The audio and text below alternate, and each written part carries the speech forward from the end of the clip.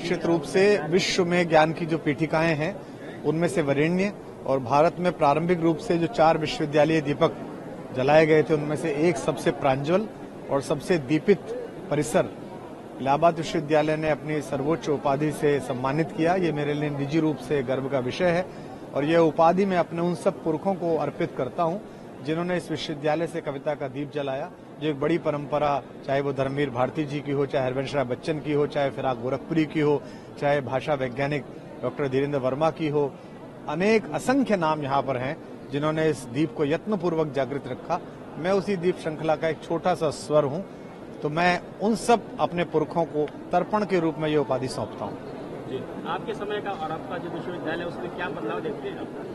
विश्वविद्यालयों में राजनीति ने प्रवेश किया है, आवश्यक है, करना ही चाहिए। चाणक्य के परिसर में अगर सिंगरण और चंद्रगुप्त नहीं होंगे तो कहाँ होंगे, लेकिन मूलतः जो राष्ट्र धर्म है, जो देश है, जो विषय की विशेषज्ञता है वो प्राथमिक थी। उसकी प्राथमिकता थोड़ी पीछे गई है। विश्वविद्यालयों में जो अकादमिक राजनीति है वो बढ़ी है, राजनीतिक हस्तक्षेप बढ़ा है। मैं सदैव ये कहता हूं कि शासन और सत्ता शिक्षा के प्रबंधन के लिए होनी चाहिए, नियंत्रण के लिए नहीं। तो आज विश्वविद्यालय पुनः उस मार्ग पर लौटा है। यहाँ अत्यधिक और समय के प्रतिकूल जो नारे थे उनके विपरीत अब यहाँ शांति है, लोग पढ़ रहे हैं, अपनी उपाधियां हासिल कर रहे हैं। मेरे साथ जिन बेटियों को और जिन बच्चों को स्वर्ण पदक मिला है, मैं उनका भी बहुत सम्मान करते हुए उन्हें शुभकामना देता हूं और विशेष रूप से हर्षित हूं क्योंकि 2 पुत्रियों का पिता हूं कि सबसे ज्यादा प्रतिनिधित्व जो है बेटियों ने किया। तो उनकी ओर से बहुत आशान्वित हूं कि आने वाला भारत हमारी बेटियों के माध्यम से नया आकार लेगा।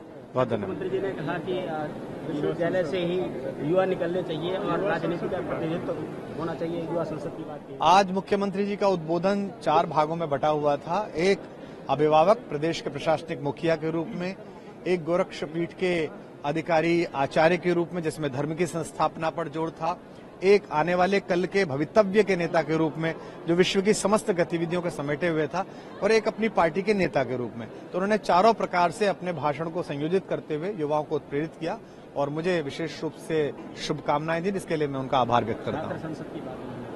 वो शासन का विषय है, वो उसमें ठीक प्रकार का जो भी निर्णय ले पाएंगे वो शासन का विषय है। आखिरी बात सर, महाकुंभ, प्रयागराज महाकुंभ आने वाला है, आप आएंगे यहाँ? निश्चित रूप से महाकुंभ मनुष्यता का एक ऐसा समुच्चय, ऐसा समन्वय है जहां बहुत सारी जागृत और संजीवनी आत्माएं एक साथ दीपित होती हैं, एक साथ प्रतिध्वनित होती हैं और उससे जो ऑरा का निर्माण होता है, उससे जो ऊर्जा का निर्माण होता है, वह न केवल धर्म को बल्कि मनुष्यता को बहुत संचालित करता है और उसमें उत्प्रेरणा भरता है। मेरा सौभाग्य है कि अनेक पूज्य संत, महंत, आचार्य महामंडलेश्वरों ने ये आज्ञा मुझे दी है कि मैं उस समय उपस्थित हूं, जिनमें परम पूज्य आचार्य महामंडलेश्वर आदरणीय अवधेशानंद जी, परम पूज्य आचार्य महामंडलेश्वर कैलाशानंद जी, बालकानंद गिरी जी महाराज, काशनी महाराज जी, अनेक साधु संतों की आज्ञा हुई है। और एक सामान्य आस्तिक के नाते मैं किसी साधु की आज्ञा की अवज्ञा नहीं कर सकता, तो मैं समय समय पर महाकुंभ में आऊंगा। बहुत आभार आपका। न्यूज नेशन अब व्हाट्सएप पर खबरों की ताजा अपडेट के लिए न्यूज नेशन के इस QR कोड को स्कैन करें।